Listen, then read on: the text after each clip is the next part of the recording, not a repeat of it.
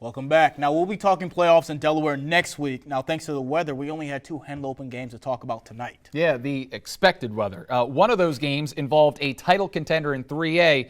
The other team is not. Central without P.J. Henry, but the Knights still running wild on Caesar Rodney. Malik Bell, great blocking in front, easy score for Central.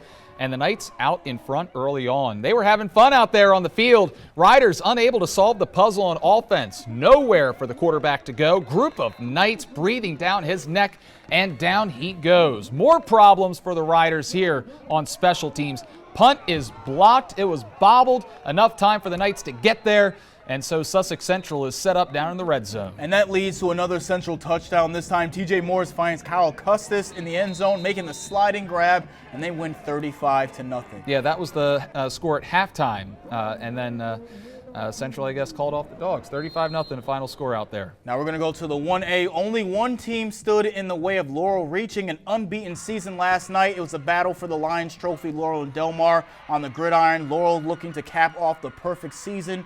Delmar going to make them work for it. Takai Hugie with the touchdown run. That cuts the Bulldog lead in half. And Caden Shockley passes off to the hard runner Kylese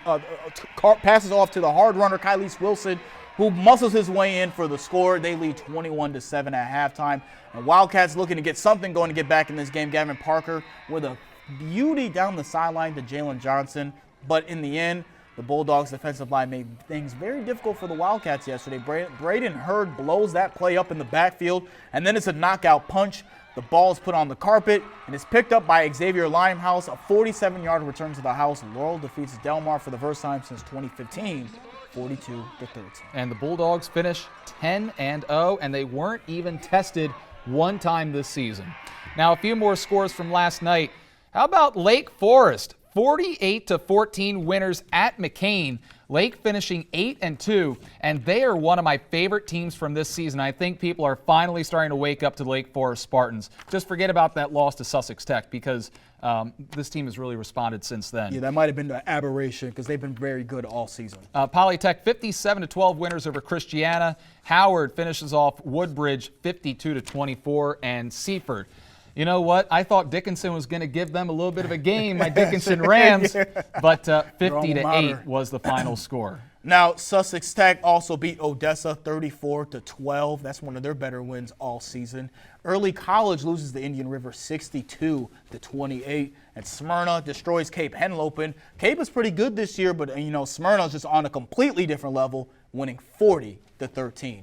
Now, Brandon, the regular season ends this weekend. The football playoff selection is this Sunday.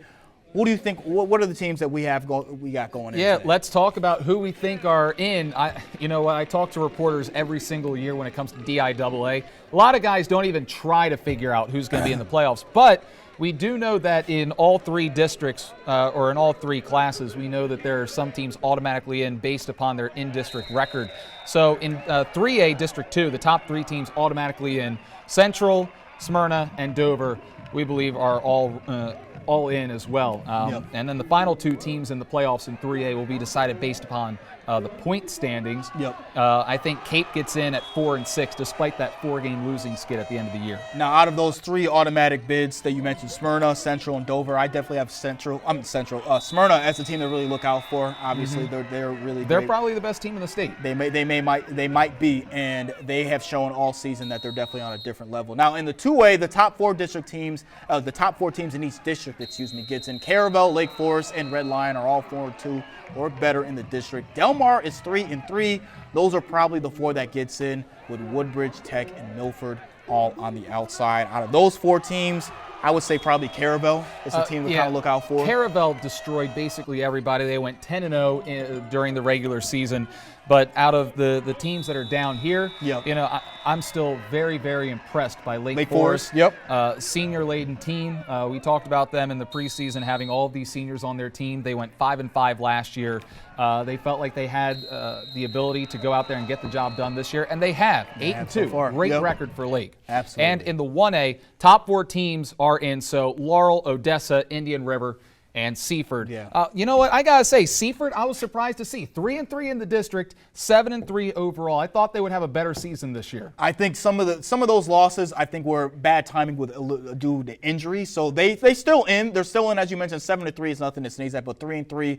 Again, Indian River finished with a better record than them, and they actually lost to Indian River, and I think that injuries may have affected that game. But I think Seaford wants to have a chance to kind of prove themselves in the playoffs. But obviously, the team to beat out of those four, definitely Laurel. Yeah. There's not much to talk about with the 1A simply because of just how good Laurel is. 10-0 record, and I'm not sure if they played outside of week 1. I'm not sure if they actually had a game where they were winning by less than 20 points. Yeah. This team is just absolutely dominant, and they shouldn't be in 1A. They should be a 2A school, and if they were in 2A, they could possibly win that championship as well. That would be great competition for them. Now, Brandon, we saw some rain this week, almost saw a lot of rain tonight, but will it continue in the weekend? We'll check in with Chief Meteorologist Rich Wardzik for the forecast, plus hear what you can do to help a veteran's mental health. That's all next. Hey, I'm Takai Hughie with Delmarva Football, and you're watching Delmarva Sports Insider.